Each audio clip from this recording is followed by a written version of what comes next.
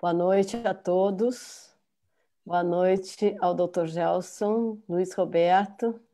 Boa noite.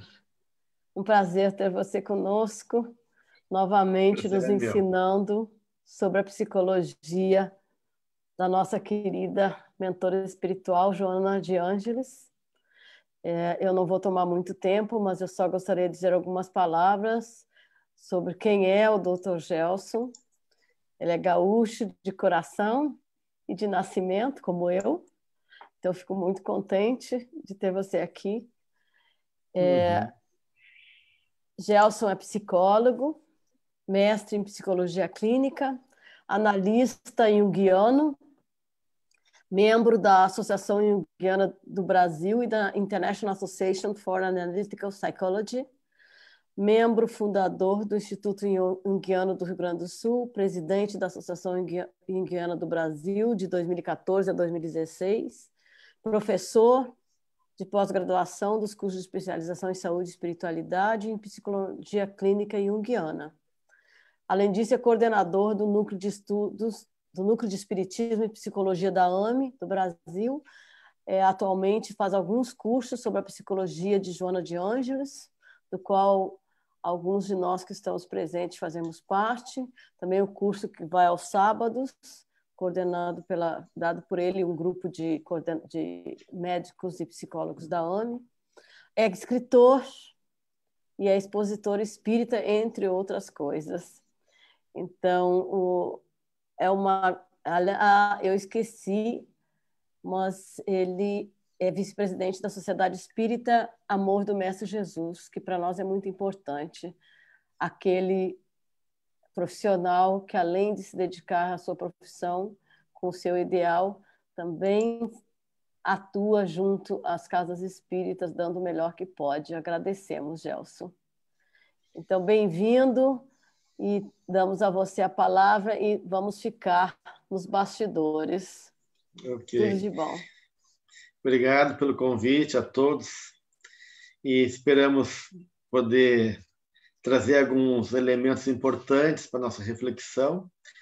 Nós vamos trabalhar o tema de como conhecer e harmonizar as nossas subpersonalidades em favor de buscar a integração do nosso ser, né? Buscando como uma forma de terapia para a nossa saúde integral.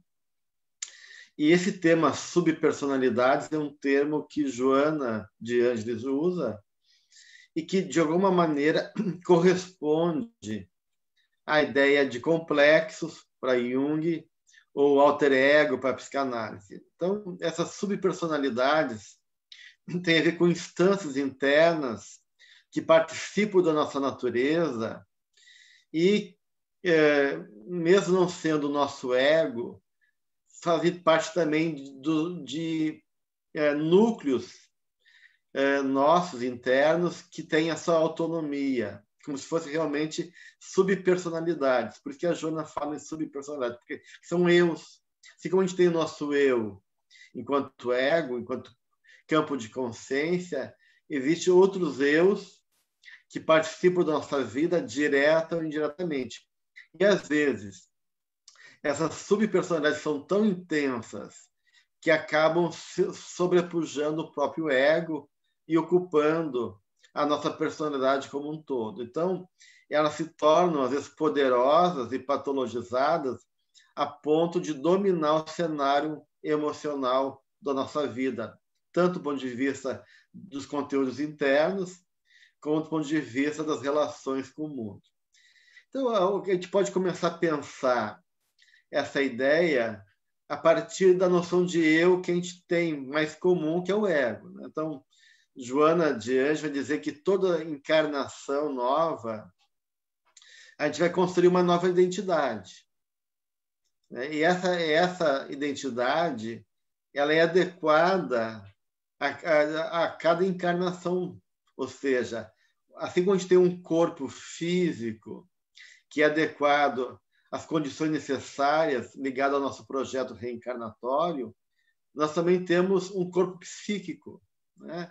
um ego, né? Uma consciência que vai reger a nossa vida atual, e essa regência está ligada a um projeto também reencarnatório, ou seja, a nossa identidade psicológica como eu, ela respeita também condições, tanto de fatores que nós devemos trazer como condições necessárias para essa vida, assim como elementos da qual a gente carrega por conflitos e conteúdos não resolvidos que também vão se manifestar nessa identidade egóica que envolve a atual encarnação.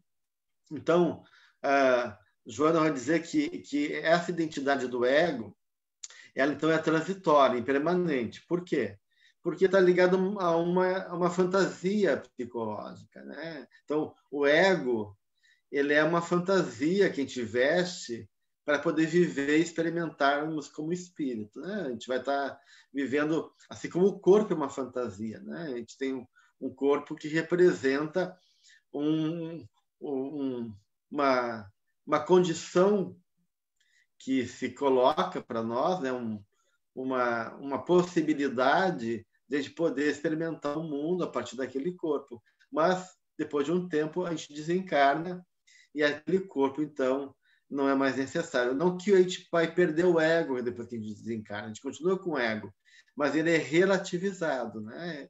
A nossa consciência amplia, geralmente, depois do desencarne. A gente pode ter outras noções e outras possibilidades do nosso ser que estava encoberta pela identidade do ego. Então, esse ego que Joana coloca, né, que de uma maneira representa essa condição que nos pertence e que, de uma maneira, é constituída também da imagem corporal. Então, esse eu, ele precisa desse corpo. Então, a construção da nossa personalidade se baseia também nas experiências do corpo, quando a gente é bebê, quando a gente é criança. Mas, além desse eu, que é o ego, existem outros vários eus. A gente pode dizer várias pessoas dentro de nós, agindo e algumas com funções próprias, tá? Então, o ego seria um desses eus, uma dessas pessoas em nós, da qual geralmente a gente se identifica mais, porque é a nossa autoimagem, a imagem que a gente carrega como identidade própria. Mas assim como existe o ego, existem outros eus dentro de nós que também carregam conteúdos emocionais, carregam imagens internas e cumprem funções importantes na nossa personalidade.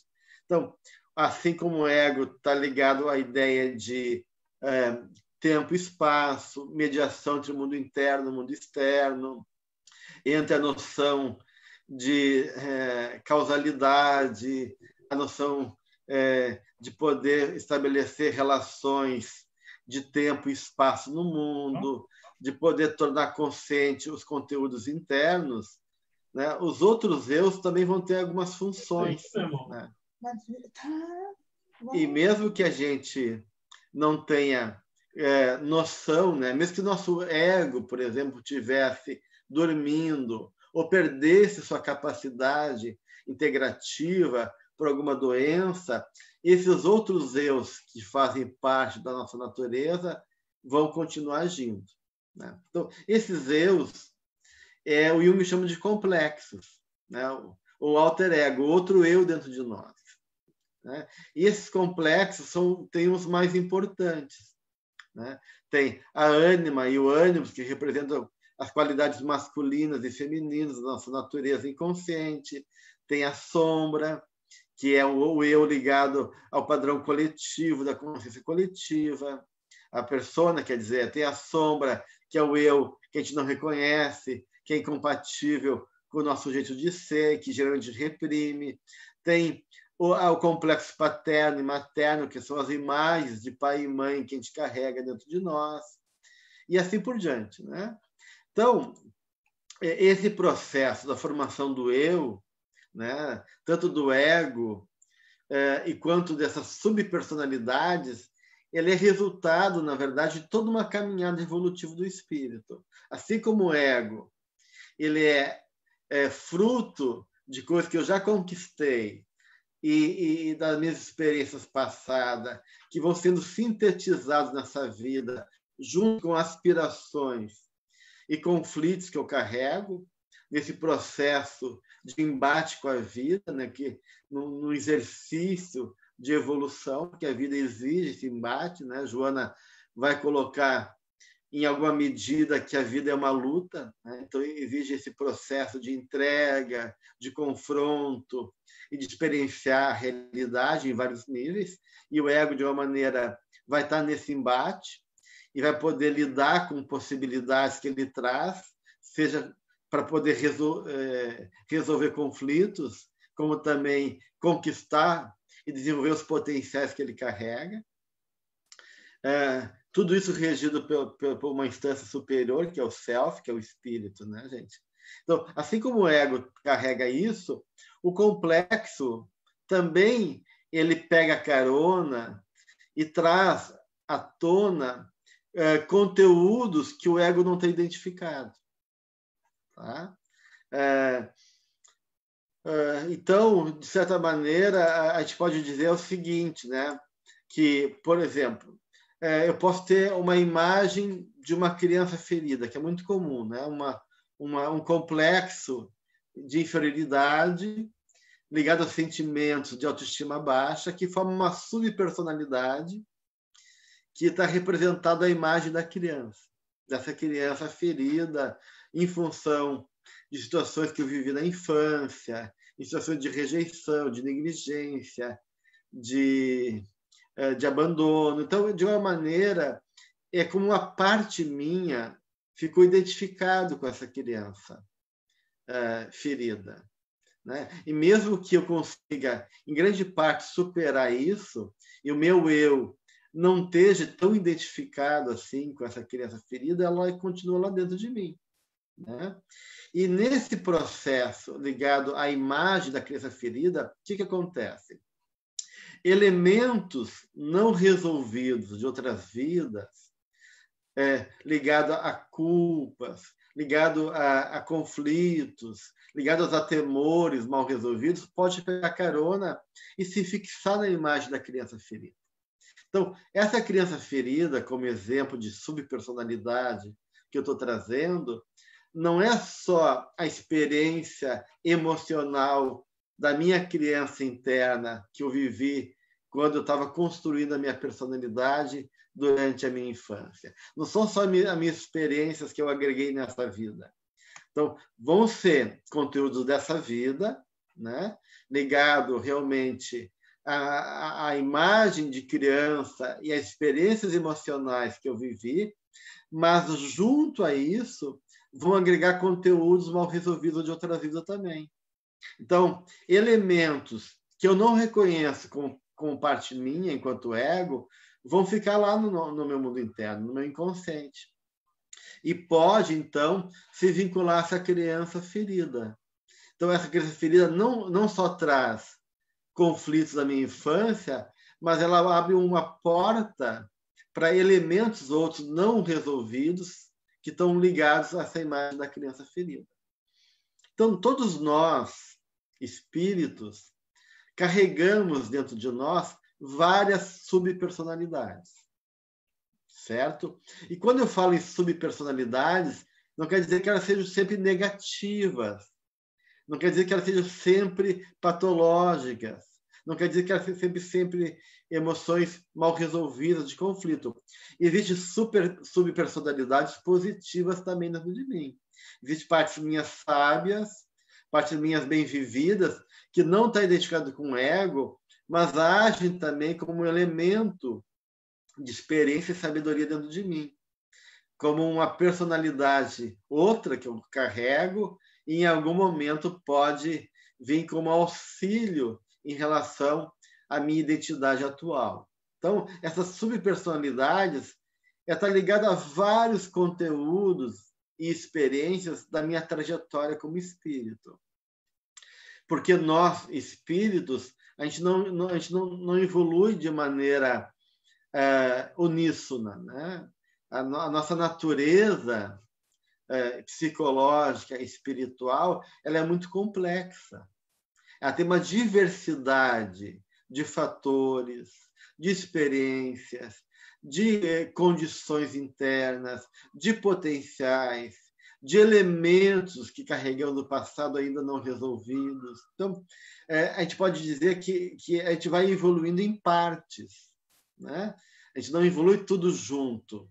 Tem naturezas nossas que são mais elaboradas, mais desenvolvidas, mais humanizadas, mais evoluídas, né? que tem um grau de maturidade já, que já tem um grau de elaboração e de consciência sofisticado.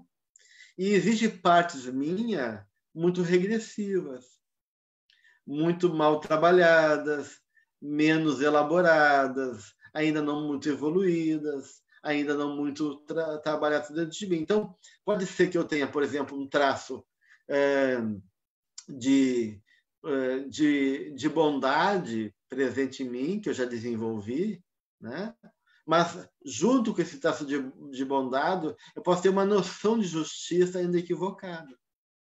Então, mesmo que eu tenha esse traço de bondade já elaborado, a minha noção de justiça ela está ainda equivocada, porque ela não foi ainda bem estruturada, não foi bem conduzida enquanto reflexão, enquanto construção dessa noção.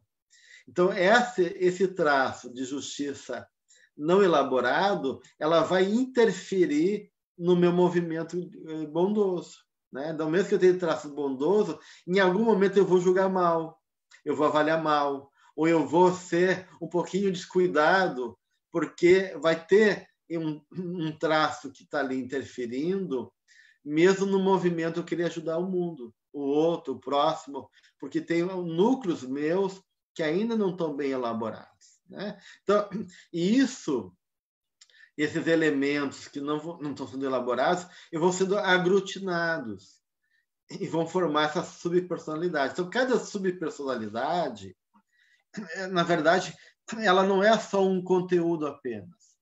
Ela é vários conteúdos internos meus que vão se associando com uma rede de associação, né? Em torno de um núcleo, assim como uma estrela, um sol, tem vários planetas. Existe uma imagem que é um núcleo que eu carrego, e em torno dessa imagem eu vou ter vários elementos associados, formando, então, essa subpersonalidade. Por exemplo, todos nós temos uma imagem de mãe, que a gente vai construindo ao longo da nossa vida, até assim como a Terra. A imagem materna é ligada à imagem da mãe, que não representa necessariamente a minha mãe real. Então, a minha mãe real, ela está lá, ela existe, ela foi um elemento fundamental para me trazer à tona essa imagem do materno, e eu vou agregando, a partir da experiência de ter vivido essa relação com ela, essa imagem ligada à imagem da mãe, mas não só dela, de todas as pessoas que tiverem esse papel maternal. Uma tia, a minha avó, uma professora, e assim por diante. Além disso, todos aqueles que têm essa função maternal que está no inconsciente das pessoas muito próximas de mim. Por exemplo, o meu pai também teve uma mãe. Né? Ele carrega uma imagem de mãe. Então, mesmo que ele não tenha tá no papel concreto de mãe, ele vai passar para mim, a partir da imagem interna que ele carrega, também alguma informação ligado a esse universo da mãe. Então, são várias informações, várias experiências, vários elementos emocionais que vão estar sendo agregados na imagem de mãe. Além desses elementos que estão sendo vinculados a partir dessa vida, eu também trago, como na minha experiência reencarnatória, experiência ligada ao mundo da mãe, seja nesse papel onde em alguma encarnação eu posso ter sido mulher e mãe, seja ligações com a minha mãe anterior, que pode ficar traumatizada, experiências ligadas a esse campo emocional que não foram resolvidas e que estão ainda no meu inconsciente e que afloram se vinculando a essa imagem de mãe que eu carrego atualmente. Então, tudo isso vai formar essa subpersonalidade que o Jung chamou de complexo materno. Então, nós carregamos uma imagem de mãe e de pai dentro de mim. E essa imagem, ela atua de maneira independente do eu, tá? Porque todos esses complexos formam outros eus dentro de mim. E eles atuam de maneira própria, ou seja, cada subpersonalidade, cada eu que existe dentro de mim, ele tem autonomia própria, ele tem uma consciência própria, ela tem vontade própria, tem interesse próprio e ocupa uma função dentro da minha personalidade. Né? Pegando o exemplo do complexo materno, então, essa experiência de mãe que eu vou assimilar vai ter dentro de mim a função de como eu vou internalizar a minha atitude materna comigo mesmo. Será que eu sei cuidar de mim mesmo? Será que eu sei me pegar no colo? Será que eu sei me acolher? Será que eu sei cuidar do meu corpo, me nutrir? Então, dependendo se essa experiência for positiva ou negativa, essa minha mãe interna, ela vai funcionar como um elemento de ter um papel ligado a essa característica associada ao mundo da mãe. Então, se eu tenho uma mãe negativa dentro de mim, uma mãe uma imagem de mãe que me abandona, que é descuidada, que é ambivalente, que é negligente, eu posso ou ser negligente com os outros, eu como mãe, como cuidador, eu não consegui cuidar direito dos outros, ou eu posso agir dessa maneira comigo mesmo, sendo descuidado comigo, sendo relapso com cuidado com minha alimentação, sendo negligente com meus sentimentos, né? Sendo eu me fazer um processo de auto-boicote, de rejeição comigo mesmo. Então, essa subpersonalidade vai estar viva dentro de mim. Ela tem uma força dentro de mim e ela vai estar agindo. E toda vez que emocionalmente algum ponto da minha vida acionar esse materno, essa tendência de ele vir à tona e agir superando o meu ego.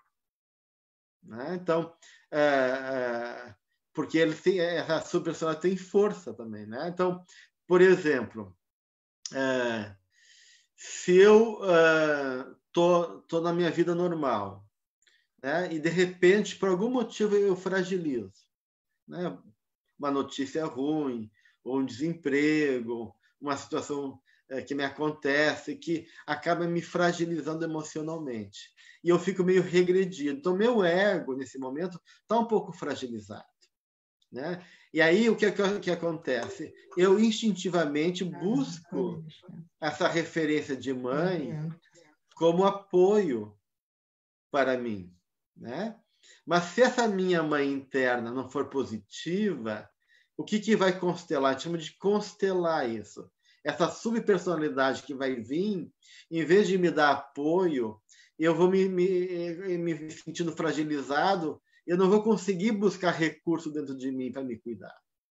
Porque a experiência interna que eu carrego emocional é negativa. Então, eu vou me colocar em risco, eu vou me expor, eu vou me fragilizar um pouquinho mais, ou vou buscar figuras que representam essa imagem materna de maneira negativa, pessoas que me rejeitam, pessoas que me abandonam nas minhas relações afetivas. Ou seja, de uma maneira, isso vai participar da minha dinâmica interna. Né? Então, cada subpersonalidade ela vai ter o seu grau de consciência, o seu campo emocional e sua ação. Né? Cada uma dessas subpersonalidades vai ter uma função dentro de mim. Então, o Jung ele colocou 5 complexos, mas importantes, que regem a minha vida além, né, junto com o eu. Tem o eu, que é o ego, a persona, que é a consciência coletiva, o complexo de pai e de mãe, que são as imagens de pai e de mãe que eu carrego dentro de mim, né? E a sombra, né? Que é o outro desconhecido, o outro que eu não reconheço, o outro que eu me assusto, que é incompatível com a minha forma de me reconhecer, que são elementos que eu reprimo, desconheço dentro de mim. Mas existem outras subpersonalidades também, como eu falei, a criança ferida. Então, existe dentro de nós uma criança, uma mulher, um homem, um velho, né? Uma velha. Todos esses elementos fazem parte da minha natureza e constituem meu jeito de ser. E conforme tiver essas subpersonalidades dentro de mim, elas vão estar mais integradas ou mais dissociadas, né? Porque conforme for, se uma dessas subpersonalidades for negativa, elas vão gerar tensões dentro de mim, né? E vão, de uma maneira, gerar distúrbios e tendências dissociativas. O que eu quero dizer com isso? Quando uma experiência ela é muito dolorosa e emocionalmente ela não consegue ser digerida, ser elaborada, a tendência do ego é isolar aquela experiência, é negar, é dissociar, né? Então, ela vai formando uma superpersonalidade que eu não reconheço em mim, né? E às vezes, essa subpersonalidade pode tanto fazer um movimento de oposição ao ego, ou de complementação, compensar o ego naquilo que ele sente falta. Isso acontece, por exemplo, com pessoas que tiveram experiências muito dolorosas de abandono, de violência, e fica uma ferida muito forte de raiva contra o mundo, de raiva e carência, né? Então, elas fazem uma cisão neurótica e fazem de conta que não existe esse lado infantil e violento ao mesmo tempo, né? E muitas vezes é tão dissociado essa natureza dentro delas que elas acabam vivendo isso numa vida dupla, né? Então, elas podem, digamos, ter uma vida normal, entre aspas, né? Do ponto de vista das relações da vida, trabalho, família, e ter a necessidade de viver experiências psicológicas, comportamentais, fora daquela vida aparentemente normal, para poder dar vazão àquele lado deles que estão lá, e que, se eles não darem vazão, vai gerar um processo, muitas vezes, patológico, que eles não vão suportar. Então, ou práticas de violência, ou práticas de vida, de relações amorosas, sexuais, e assim por diante, né? Isso pode acontecer, então fica uma vida dissociada. Eu tenho dois eu, um eu que se move na minha vida e um outro eu que eu fico compensando e que de uma maneira eu me identifico, mas vivo isso a nível de sombra, né?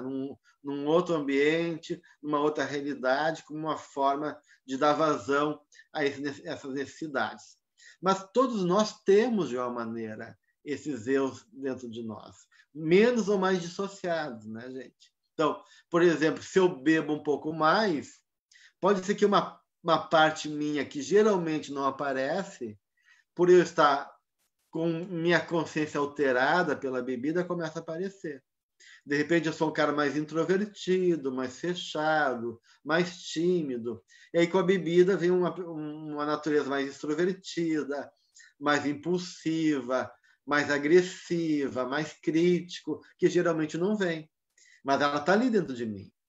Ela teve a oportunidade de aparecer com a bebida. Então, vai ter gatilhos na nossa vida que vão despertar e acionar essas subpersonalidades, né? Gatilhos tanto de situações que eu vivencio, né? Como uma situação emocional, uma pressão, um estresse, ou uma memória emocional que me liga àquela experiência interna, ou elementos que favorecem isso, como atitudes que fazem a gente regredir emocionalmente. A bebida, uma fragilidade, uma doença, isso tudo gera uma certa regressão emocional que pode favorecer o despertar desses outros eus que tem dentro de nós. Então, o ego, apesar de querer esconder ou não reconhecer essas subpersonalidades, elas estão agindo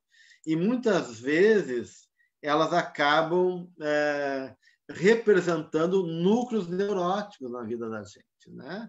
E que a gente não sabe compreender, porque algumas vezes é algo assim que é difícil de reconhecer em nós. Puxa, eu sou uma pessoa adulta, responsável, capaz, mas chega em tal situação, toda a minha capacidade de reflexão, de maturidade vai embora. Eu viro uma criança perdida, assustada, ou fico emocionalmente alterado, né? Vamos pegar uma coisa fóbica, né? Que é simples, né? Uma pessoa que tem fobia de barata, né?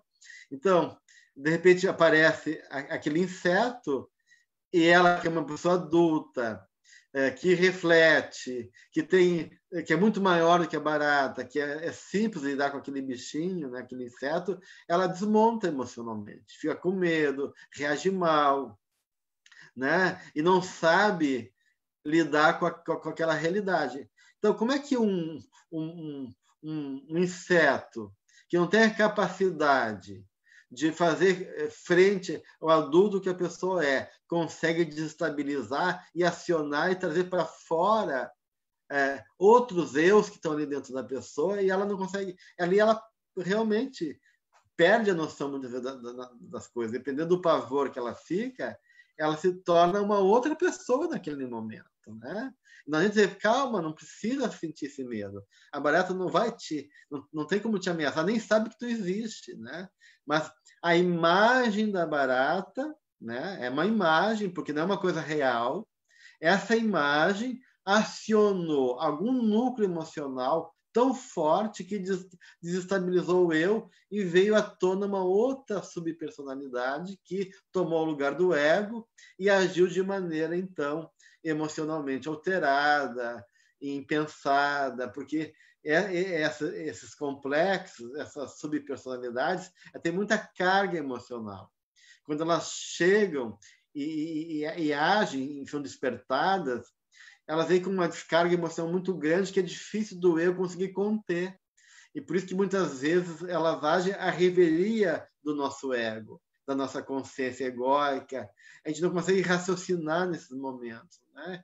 E geralmente eles acabam, então, trazendo comportamentos que não são muito favoráveis. E muitas vezes, dentro dessas subpersonalidades, a gente esconde também lembranças de outras vidas. Então, essa subpersonalidade pode ser também a evocação de alguém que eu fui e que está muito vivo dentro de mim, né? Pode ser que eu fui, por exemplo, um rei autoritário, né? E continua ainda preso nessa atitude autoritária, e essa personalidade que eu vivi em outra vida ainda está muito presente na minha vida. E muitas vezes eu vou achar que as pessoas têm que me obedecer, eu vou achar que sou melhor que os outros, eu vou achar que, de uma maneira que eu posso manipular e obrigar as pessoas a submeter, porque eu tenho ainda dentro de mim essa experiência muito viva. E apesar de eu ter uma outra personalidade atualmente, essa ainda tem um eco muito forte do ponto de vista da memória inconsciente e emocional que eu trago, né? Então, algumas subpersonalidades vão pegar carona nessas imagens que a gente internalizou e vão se constituir como partes muito fortes e muito presentes, então, na nossa vida, a ponto que elas formam núcleos de aspirações, de desejos internos, que inconscientemente movem a minha vida. Então, mesmo eu tendo um ego, uma personalidade constituída, às vezes não é o nosso ego que é o gerente da nossa personalidade. Eu me movimento, mas existem intenções inconscientes, forças internas que acabam, de uma maneira, guiando secretamente os meus comportamentos, os meus desejos, né? É isso que o André Luiz e o Manuel Filomeno de Miranda chamam de desejo central, né? Nós temos temas básicos, o André Luiz coloca, né, no livro Ação e Reação, quando ele vai acompanhar um obsessor agindo dentro de uma dinâmica familiar, e o obsessor explica para o André Luiz que ele participou da Escola dos Vingadores. E lá, nessa Escola dos Vingadores, no plano espiritual, eles aprendem que todos nós carregamos, para além dos desejos imediatistas, nossos sentimentos básicos do dia a dia, um desejo central, um tema básico, mais profundo, que muitas vezes eu desconheço, mas a minha natureza espiritual está presa naquele tema. E aquilo está inconscientemente movendo a minha realidade. E aí o obsessor fala para o André Luiz que se a gente conhece o desejo central da pessoa, a gente vai poder influenciar melhor e agir no mundo interno dele, dominando a personalidade da pessoa, né? Porque aquilo é um reflexo dominante, mesmo que seja inconsciente. E o obsessor, sabendo isso, ele vai, então, de uma maneira, ativar aquilo, ou manipular aquele desejo central, né? E isso vai, de uma maneira, então, gerar que eu fique tomado, identificado, de uma maneira refém daquele desejo que foi estimulado e manipulado pelo espírito obsessor. Então, de uma maneira, nós carregamos, né, muitas vezes, instâncias internas tão fortes que elas acabam dominando a nossa vida, mesmo que inconscientemente. Por exemplo, vou dar um exemplo para você, só para ficar mais claro. Talvez eu tenho uns... eu vou... Até isso eu comentei no grupo nosso da Joana de Ângeles. Eu vou para uma casa espírita, me dedicar, me ocupar como um trabalhador. Então, a nível de ego, a minha intenção é melhor do mundo, né? Eu quero melhorar, eu quero aprender, eu quero cooperar com meus irmãos, com a doutrina. Então, isso é o que me move do ponto de vista do ego. Mas talvez o desejo central que está por trás desse movimento é um grande complexo de poder. Eu quero controlar as pessoas, quero ter poder, quero ter reconhecimento. Só que isso é inconsciente, né? Mas quando alguém me põe em xeque, por exemplo, eu quero ter uma ideia de realizar algo, de repente o dirigente da casa não reconhece ou não me autoriza a realizar, né? Eu já fico revoltado, eu já fico melindrado, eu já quero sair, eu quero falar, né? Porque, no fundo, o meu desejo não era cooperar exatamente. O meu desejo era realmente viver esse complexo de poder que estava por trás da minha intenção egóica. Então, todos nós temos, né, gente, esse padrão dentro de nós, algum padrão emocional. Pode ser poder, pode ser um padrão de culpa. Quando eu falo em desejo, é um padrão emocional. Um desejo de ser amado, um desejo de ganância, um desejo de reconhecimento brutal do outro, um desejo de... Isso pode vir de várias maneiras, e nessa personalidade interna da gente, que você vai criando um personagem, esses conteúdos emocionais, e vão estar agindo. Então, é muito importante que a gente possa reconhecer essas partes da gente. Então, a Joana de Ângeles, ela propõe que a gente possa, de certa maneira, começar a prestar atenção nesses outros eus. Quando é que aparece esse tu eu? Em que momento eu sinto que eu me torno diferente? Né? Quem é que não foi, em algum momento, durante a noite, invadido por pensamentos, invadido por fantasias obscuras, se sentindo terrivelmente só, desamparado, ou atormentado pela culpa, ou com sensações inadequadas, e assim por diante, né? Então, a gente pode começar a prestar atenção, né, nos tons emocionais da nossa vida, em temas que se repetem, né? Puxa, toda vez que eu tenho que enfrentar uma situação que não dá certo, eu me sinto uma criança desamparada. Então, esse tema da criança desamparada aparece toda vez que a vida me frustra. Então, esse é um tema da minha vida, né? Então, tem que começar a reconhecer, olhar para isso. Então, a primeira questão para integrar é reconhecer essas partes da gente, né? Porque tudo isso compõe nossa vida.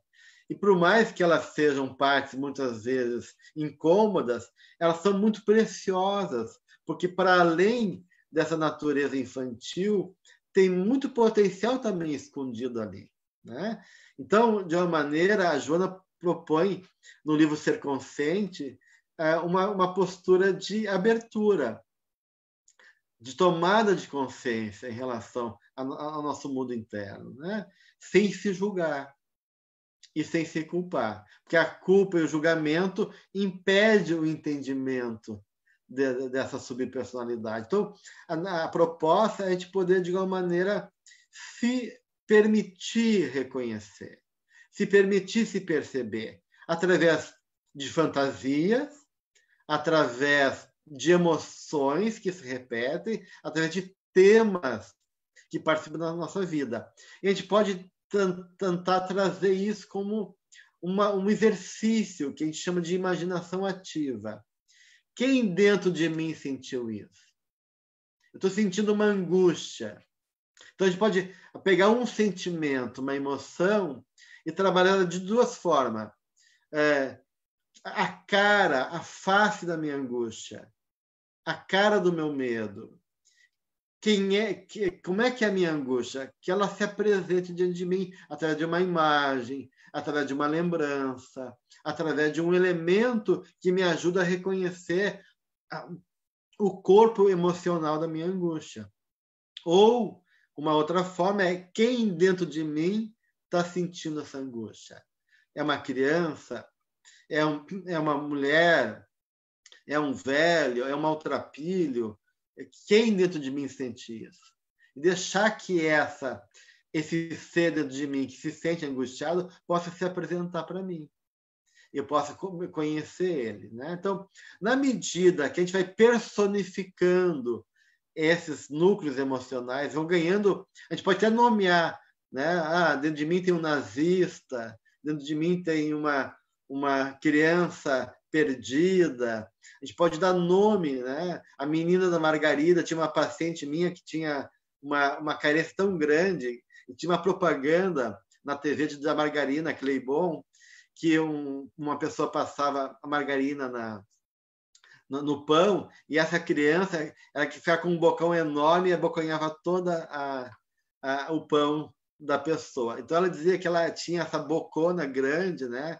Que ela era a menininha da margarina, né? Que ela nunca estava satisfeita, uma voracidade muito grande. Então, ela queria sempre engolir todo mundo, as pessoas, pela carência dela. Então, ela começava a reconhecer essa menina dentro dela, né?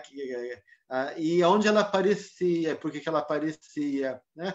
E aí vem uma segunda fase de trabalho conosco, que a Joana comenta, né? Que é poder conversar com a nossa subpersonalidade, compreender e conversar. A Joana fala conversar de maneira terna e de maneira bondosa com as nossas imperfeições morais e com nossos núcleos emocionais mal resolvidos, para poder alterar o curso dessas cargas emocionais e integrar isso dentro da gente. Em vez de ficar dissociado essa parte, a gente vai integrando essa parte da gente, envolvê-la também em vibrações de amor, porque a gente tem que se reconciliar com o nosso adversário, não só fora de nós, mas dentro de nós, né? E aí poder, ao mesmo tempo, ir desmanchando traumas do passado, significados emocionais, ressignificando aqueles estados emocionais, drenando a energia que está lá muito carregado, e o eu superior, que é o self, vai, então, de uma maneira conseguindo integrar na totalidade do nosso ser, influenciando daí, consequentemente, não só do ponto de vista da saúde emocional e psicológica, mas também na saúde física, porque isso vai interferir também no nosso ponto físico, nosso perispírito, né? Então, a gente vai criar um fluxo de energia mais favorável, mais harmônica, alterando a paisagem interna e, consequentemente, o reflexo do nosso perispírito, gerando uma dinâmica mais favorável que vai, então, favorecer o nosso equilíbrio, a nossa harmonia e, acima de tudo, a nossa transformação emocional e espiritual em benefício de uma personalidade mais madura e mais integrada. Então, essa é mais ou menos a ideia que eu queria trazer para vocês nesse primeiro momento.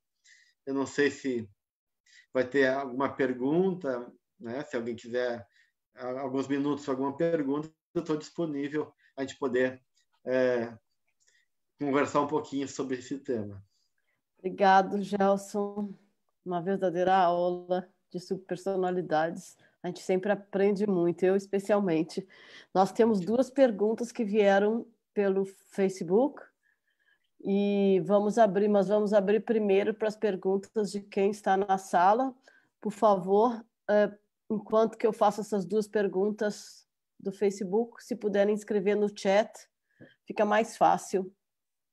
Então, as perguntas do Facebook, uma é: superpersonalidades podem ser mais fortes que o ego?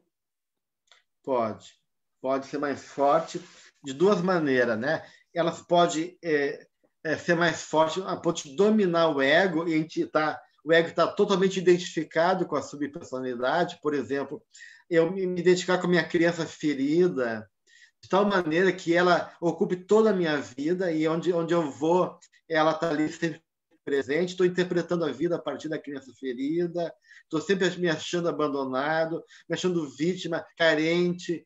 Então, eu estou preso de tal maneira naquela subpersonalidade que o ego fica subjugado ou colado na subpersonalidade. Então, meu eu acaba sendo o eu da subpersonalidade, né? Então, isso pode acontecer.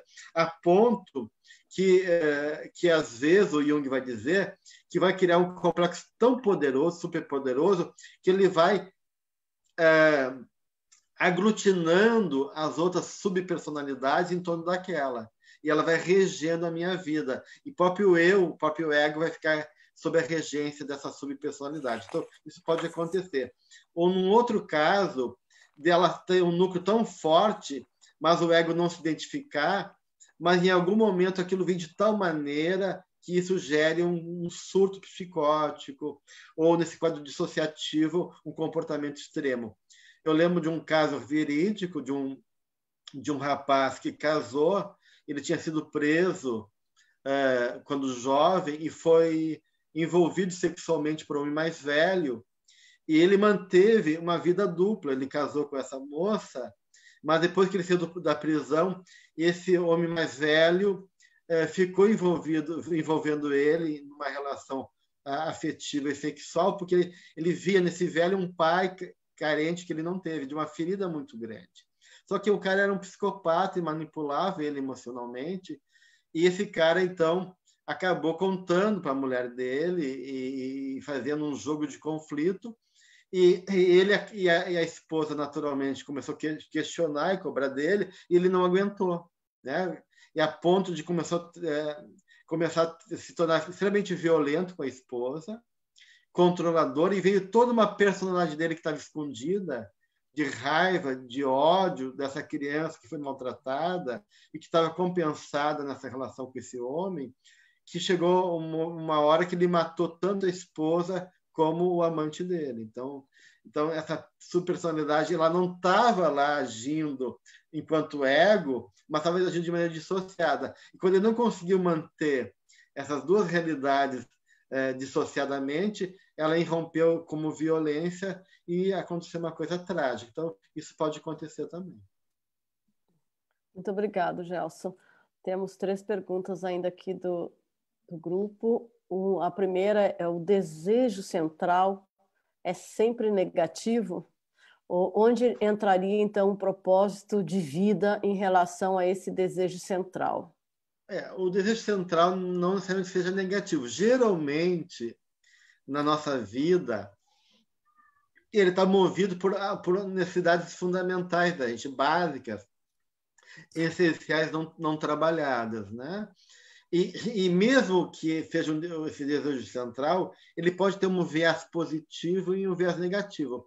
Por exemplo, vamos pensar o seguinte: eu numa encarnação passada, eu fui injustiçado, sofri muito com injustiça e fiquei traumatizado com injustiça, revoltado, traumatizado, e fiquei preso a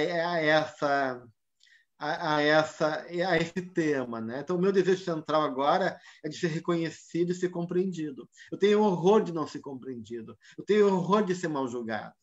Isso está tão forte dentro de mim que eu quero trabalhar com isso, né? Eu vou trabalhar como advogado ou como justiça social, porque isso está calado na minha alma como uma questão que importa. Então, esse desejo central ele pode influenciar na minha profissão, na minha relação com as pessoas, na minha forma de ver o mundo, nas minhas aspirações internas, né? E talvez um medo neurótico de lidar com justiça, de ter minha conta bancária negativa, porque tenho medo de que eu seja julgado como eu fui lá na vida passada, né? Então, isso fica dentro de mim. Então, esse desejo central ele pode ser tanto positivo como negativo, e pode ser os dois, porque ele pode tanto me levar a movimentos positivos, como me prender neuroticamente a conteúdos emocionais negativos.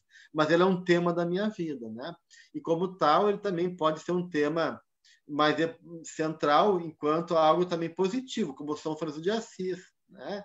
Que o tema da vida dele era aquele chamado. Então, a nossa vocação, nosso chamado, também pode ter ligado ao nosso tema central, como algo inerente a mim, aquele amor que ele tinha, aquele chamado, né, de servir ao Cristo e fazer da sua vida uma vida de doação e de entrega em nome da mensagem do Cristo. Então, cada um tem um tema, vários temas, mas um deles é o central, é o que mais movimenta a nossa existência.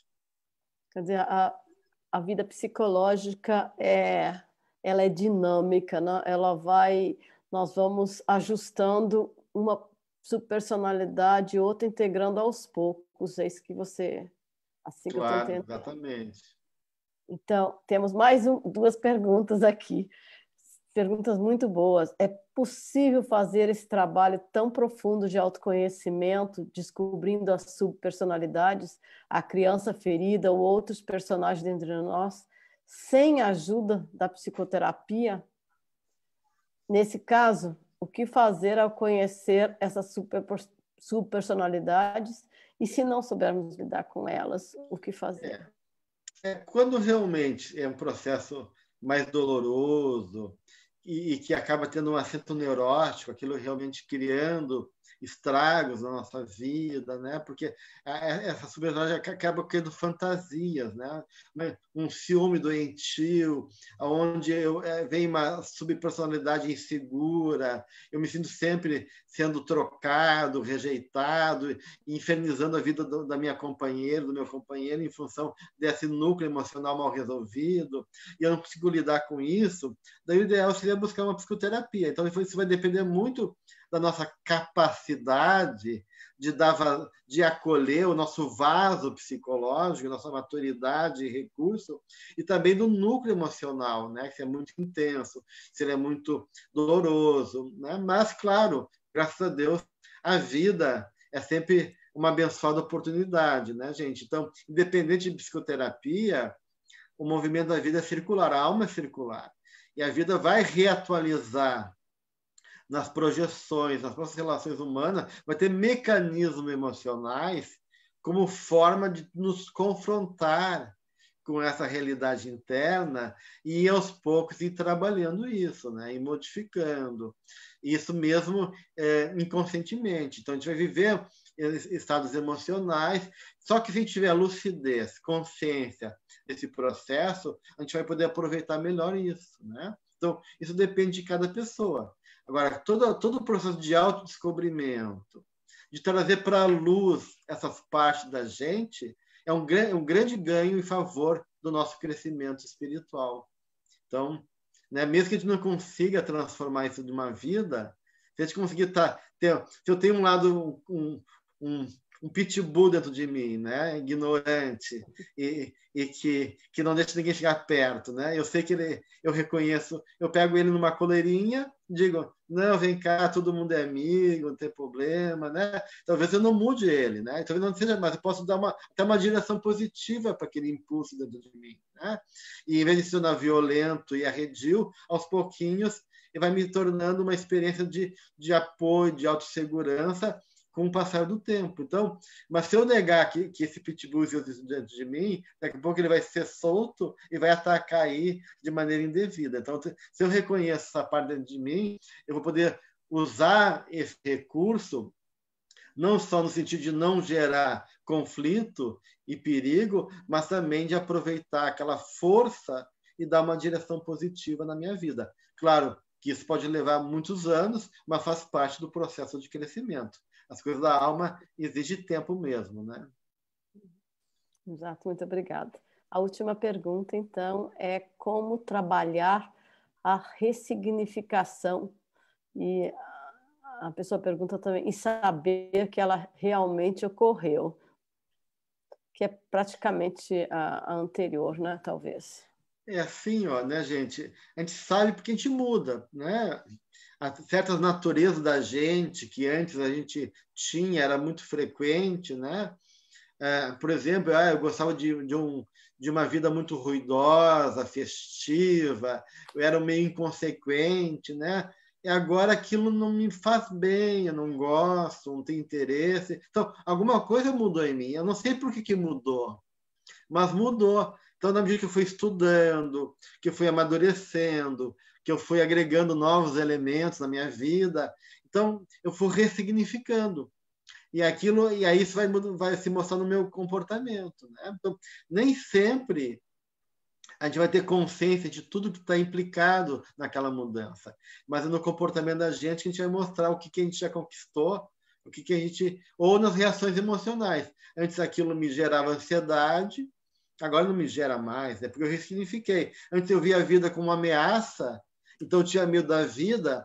Agora eu não vejo mais a vida como uma ameaça. Eu vejo a vida como uma oportunidade, como um desafio e não como um perigo. Então, aquela ansiedade que eu tinha antes, por ter uma fantasia, um entendimento da vida como perigosa, cedeu a uma outra fantasia, uma outra imagem, onde a vida agora é sentida e vista como desafio, como oportunidade.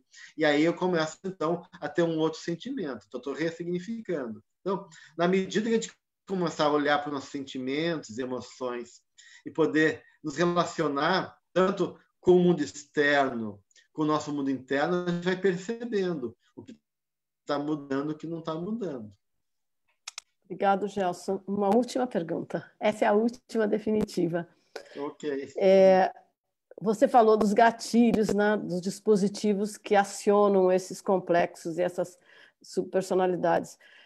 Você poderia falar brevemente, agora durante a pandemia, quando nós temos uma vida totalmente diferente, restringidos no espaço físico, às vezes até em se expressar, em se comunicar, como isso influi nos nossos complexos, nas nossas subpersonalidades?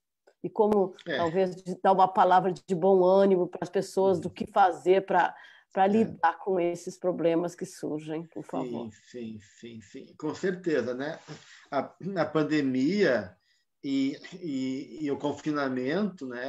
Ele vai trazer temas arquetípicos, temas que são gerais para todos nós, onde esses temas vão estar presentes, cada um vai lidar com esse tema na sua própria maneira. O tema, por exemplo, do cuidado, eu me cuido, não me cuido, eu me exponho, exponho os outros. O tema da desesperança, da fragilidade, de um mundo incerto, né? Então, o coronavírus, enquanto um elemento que pode gerar uma ansiedade em mim, por ser um elemento que é invisível, e eu não sei lidar com ele, ele pode estar em tudo que é lugar, e isso me gerar receios e fantasias e medos. A questão da solidão, né? De eu estar comigo mesmo. Então, e tudo isso, se por um lado gera desafios e traz à tona questões emocionais mal resolvidas, também é uma grande oportunidade, né? Porque a solidão é o momento de eu estar comigo, de eu reconhecer partes minhas, de eu também encontrar na vulnerabilidade uma força dentro de mim. Então, poder me permitir me sentir vulnerável, frágil, sem ver nisso algo negativo, e ter elementos de cooperação, de humanização de mim mesmo, das relações com os outros. Então, se a pandemia gerou uma crise, né? E crise é uma palavra que é perigo e oportunidade, né? Então, se é um perigo de um lado, também é uma grande oportunidade de repensar, de reavaliar, de pensar os valores, de buscar novas saídas criativas. Então, vamos ver a pandemia, né, gente, como um mal menor, né? Que podia ser coisas muito piores, né, que pudesse acontecer com o nosso planeta, mas isso é um reflexo de nós mesmos e é uma forma de olhar para nós e repensar um pouquinho a nossa atitude frente à vida e a nós mesmos. Então, que a pandemia sirva realmente para uma análise profunda e uma oportunidade abençoada dessa ressignificação que a gente falou hoje aqui, né? E de projetos novos em favor de uma vida mais fraterna, mais amorosa, mais sensível do ponto de vista espiritual e emocional. Muito obrigado, Gelson. Então, encerramos. Vamos fazer um agradecimento ao Pai Maior, por favor.